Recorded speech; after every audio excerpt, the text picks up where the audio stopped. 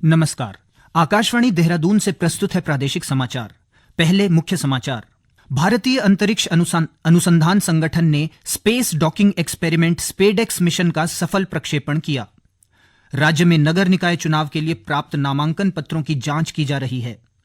प्रदेश के प्रमुख पर्यटन स्थलों पर बड़ी संख्या में सैलानियों के पहुंचने का सिलसिला जारी। और मुख्यमंत्री ने नववर्ष के दृष्टिगत सुरक्षा व्यवस्था और यातायात प्रबंधन का विशेष ध्यान रखने के निर्देश दिए। प्रादेशिक समाचार के साथ मैं अखिलेश चंद्र गैरोला। और अब समाचार विस्तार से। भारतीय अंतरिक्ष अनुसंधान संगठन इसरो ने कल रात space docking experiment SpaDeX mission का सफल प्रक्षेपण किया। श्रीहरिकोटा के सतीश धवन अंतरिक्ष केंद्र से इसरो के PSLV C60 रॉकेट को 2 अंतरिक्ष यानों के साथ प्रक्षेपित किया गया। इससे अंतरिक्ष में डॉकिंग के प्रदर्शन में सहायता मिलेगी। PSLV C60 रॉकेट ने SDX-01 यानी चेजर और SDX-02 यानी टारगेट के नाम के 2 उपग्रहों को पृथ्वी की निचली कक्षा में सफलतापूर्वक स्थापित कर दिया। यह दोनों उपग्रह अगले 10 दिनों में अंतरिक्ष में डॉकिंग करने के लिए आगे बढ़ाए जाएंगे। स्पेडेक्स मिशन का लक्ष्य अंतरिक्ष में डॉकिंग की क्षमता की उन्नत प्रौद्योगिकी का प्रदर्शन करना है। यह मिशन चंद्र अभियान और भारतीय अंतरिक्ष स्टेशन जैसे भविष्य के कार्यक्रमों के लिए अत्यंत महत्वपूर्ण है। इससे इसरो अध्यक्ष S सोमनाथ ने बताया कि दोनों उपग्रह के पैनल सफलतापूर्वक तैनात कर दिए गए हैं। दोनों उपग्रह 20 किलोमीटर की यात्रा करेंगे और फिर डॉकिंग प्रक्रिया शुरू होगी जब दोनों उपग्रह करीब आएंगे और अंतरिक्ष में एक साथ डॉक करेंगे। राज्य में नगर निकाय चुनाव के लिए नामांकन का अंतिम दिन कल समाप्त हो गया। नामांकन के आखिरी दिन बड़ी संख्या में प्रत्याशियों ने नामांकन किए। प्राप्त आंकड़ों के अनुसार राज्य भर के सभी 11 नगर निगमों के लिए महापौर पद पर 103 नामांकन प्राप्त हुए हैं। इसके अतिरिक्त निकाय चुनाव में 579 प्रत्याशियों ने अध्यक्ष और पार्षद सभासद पदों के लिए 5,814 नामांकन पत्र प्राप्त हुए। आज और कल नामांकन पत्रों की जांच की जाएगी। नामांकन वापस लेने की अंतिम तिथि 2 जनवरी है। मतदान बैलेट पेपर के माध्यम से 23 जनवरी को होंगे, जबकि परिणाम 25 जनवरी को घोषित किए जाएंगे।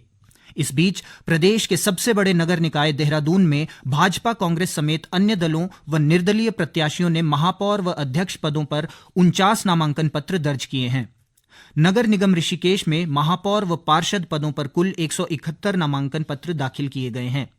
नामांकन दर्ज होने के बाद प्रदेश भर में चुनावी सरगर्मियां बढ़ गई हैं। भाजपा, कांग्रेस व अन्य दलों के प्रत्याशियों के साथ ही निर्दलीय उम्मीदवारों ने चुनाव प्रचार तेज कर दिया है।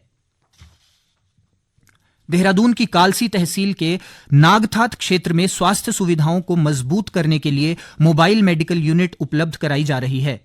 हंस फाउंडेशन की ओर से उपलब्ध कराई जा रही यह मोबाइल मेडिकल यूनिट 2 जनवरी से शुरू होगी। नागथात क्षेत्र में 40 ग्राम पंचायतों में 15,000 से अधिक लोग निवास करते हैं और स्वास्थ्य सेवाओं की कमी से उन्हें समस्याओं का सामना करना पड़ता है।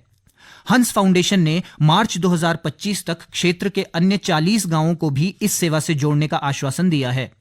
जिलाधिकारी सविन बंसल ने कहा कि यह कदम क्षेत्रवासियों को बेहतर चिकित्सा सुविधाएं प्रदान करने में महत्वपूर्ण साबित होगा।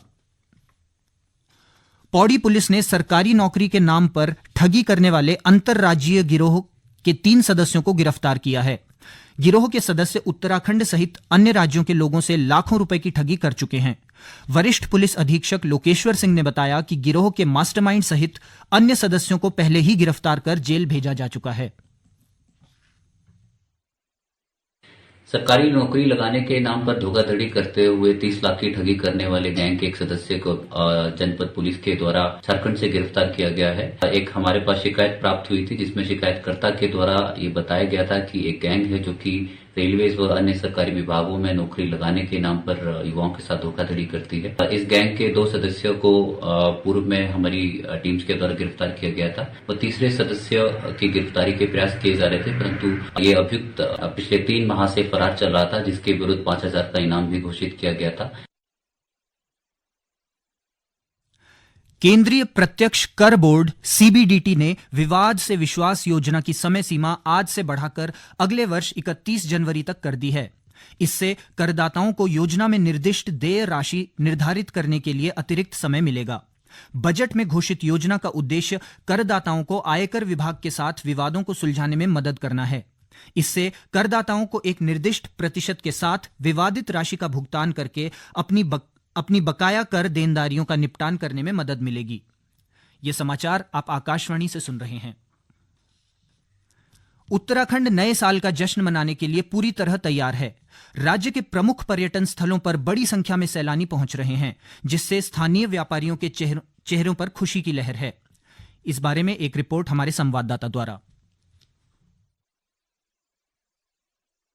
देवभूमि उत्तराखंड में नए साल के जश्न को मनाने के लिए पर्यटकों की पहुंचने का क्रम जारी है। खासतौर पर पर्वतीय क्षेत्रों में बर्फबारी के बाद पर्यटकों का आना और भी बढ़ गया है। राज्य के प्रमुख हिल स्टेशनों जैसे नैनीताल, मसूरी, धनौल्टी, औली, टेहरी और अल्मोड़ा में सैलानियों की भीड़ देखी जा रही है, जो नए साल का स्वागत करने के लिए यहां पहुंचे हैं। स्थानीय व्यापारियों का कहना है कि पर्यटकों के आगमन से उनके व्यापार में तेजी आई है और नए साल के मौके पर इस गतिविधि से आर्थिक स्थिति में भी सुधार होगा। इस बीच प्रशासन और पुलिस ने सुरक्षा व्यवस्था के लिए कड़े उपाय किए हैं। मसूरी में विशेष यातायात योजना लागू की गई है ताकि पर्यटकों की संख्या के हिसाब से पार्किंग और यातायात व्यवस्था सुचारू रूप से चले। नैनीताल जिले में ही नए साल के मौके पर यातायात व्यवस्था को सुदृढ़ किया गया है। आज सुबह 9 बजे से कल रात 10 बजे तक भारी वाहनों के शहर में प्रवेश पर प्रतिबंध लगा दिया गया है ताकि किसी तरह की असुविधा न हो। आकाशवाणी देहरादून के लिए समाचार कक्ष से साक्षी सिंह। और इस बीच सरोवर नगरी नैनीताल में नए वर्ष के स्वागत के लिए तैयारियां जोरों पर हैं। नगर की झील को रंग बिरंगी बिजली की मालाओं से सजाया गया है और मॉल रोड पर अलाव जलाने की व्यवस्था की गई है। साथ ही पहली बार मॉल रोड पर गैस से संचालित हीटरों की व्यवस्था भी की जा रही है। नव वर्ष की खुशियों को सुरक्षित बनाने के लिए नैनीताल पुलिस ने सुरक्षा के कड़े इंतजाम किए हैं। कुल 345 पुलिसकर्मियों के साथ साथ अतिरिक्त बल, फायर टेंडर और पीआरडी जवानों की तैनाती की गई है। वरिष्ठ पुलिस अधीक्षक प्रहलाद नारायण मीणा ने कहा कि जश्न के दौरान किसी भी तरह के हुड़दंग या असामाजिक गतिविधियों को बर्दाश्त नहीं किया जाएगा। पुलिस सोशल मीडिया पर भी पैनी नजर रखेगी और हुड़दंग करने वालों के खिलाफ सख्त कार्रवाई की जाएगी। मुख्यमंत्री पुष्कर सिंह धामी ने नववर्ष पर उत्तराखंड में पर्यटकों की संख्या में वृद्धि के दृष्टिगत सुरक्षा व्यवस्था और यातायात प्रबंधन का विशेष ध्यान रखने के निर्देश दिए हैं। आज मुख्यमंत्री आवास में आयोजित एक उच्च स्तरीय बैठक के दौरान श्री धामी ने अधिकारियों को निर्देश दिए कि नए साल के दौरान ट्रैफिक जाम और दुर्घटनाओं को रोकने के लिए उचित यातायात प्रबंधन किया जाए। श्री धामी ने बताया कि पर्यटन स्थलों पर ट्रैफिक को सुव्यवस्थित करने के लिए अतिरिक्त पुलिस बल की तैनाती की जाएगी। रात के समय में सार्वजनिक स्थानों और प्रमुख मार्गों पर सुरक्षा का विशेष ध्यान रखा जाएगा ताकि किसी भी अप्रिय घटना से बचा जा सके। मुख्यमंत्री ने शराब पीकर गाड़ी चलाने, ओवर स्पीडिंग करने और अन्य यातायात नियमों का उल्लंघन करने वालों के खिलाफ कड़ी कार्रवाई करने के निर्देश दिए हैं। उन्होंने कहा है कि ट्रैफिक और सुरक्षा प्रबंधों के तहत विभिन्न घटनाओं पर निगरानी रखने के लिए तकनीकी उपायों का अधिक से अधिक उपयोग किया जाए। रेलवे प्रयागराज महाकुंभ के लिए 3000 विशेष रेलगाड़ियों का संचालन करेगा। इनमें 1800 छोटी दूरी और 700 लंबी दूरी के लिए रेलगाड़ियां चलाई जाएंगी। 560 रेलगाड़ियां प्रयागराज में बनाए गए रिंग रेल मार्ग पर चलेंगी। महाकुंभ का आयोजन 13 जनवरी से 26 फरवरी तक उत्तर प्रदेश के प्रयागराज में होगा। रेल मंत्रालय ने बताया है कि मेला क्षेत्र के अलावा प्रयागराज के 9 रेलवे स्टेशनों पर 560 स्थानों पर टिकट उपलब्ध कराई जाएंगी। महाकुंभ के लिए रेलवे ने 15 दिन पहले रेलवे टिकट जारी करने की सुविधा शुरू कर दी है। राजाजी टाइगर रिजर्व इस वर्ष पर्यटन के लिहाज से विशेष रूप से सफल रहा है। पर्यटकों को लगातार हाथी, गुलदार और बाघों के दीदार हो रहे हैं, जिससे यहां का आकर्षण बढ़ा है। पहले जहां केवल चीला रेंज में सैलानी बाघों का दीदार कर पाते थे, वहीं अब मोतीचूर रेंज में भी बाघ दिखाई देने लगे हैं। मोतीचूर रेंज में बाघों का ट्रांसलोकेशन सफलतापूर्वक किया जा रहा है और यह रेंज अब बाघों के संरक्षण के लिए विख्यात हो रही है। इस रेंज की निगरानी की व्यवस्था भी काफी मजबूत हो चुकी है। इस बीच नववर्ष के दौरान पार्क में सुरक्षा बढ़ाने के लिए अलर्ट घोषित किया गया है और सभी रेंजों में वन कर्मियों की छुट्टियां निरस्त कर दी गई हैं।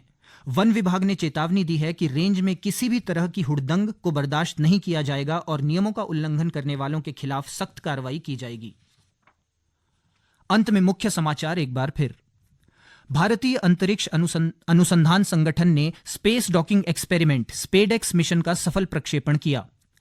राज्य में नगर निकाय चुनाव के लिए प्राप्त नामांकन पत्रों की जांच की जा रही है।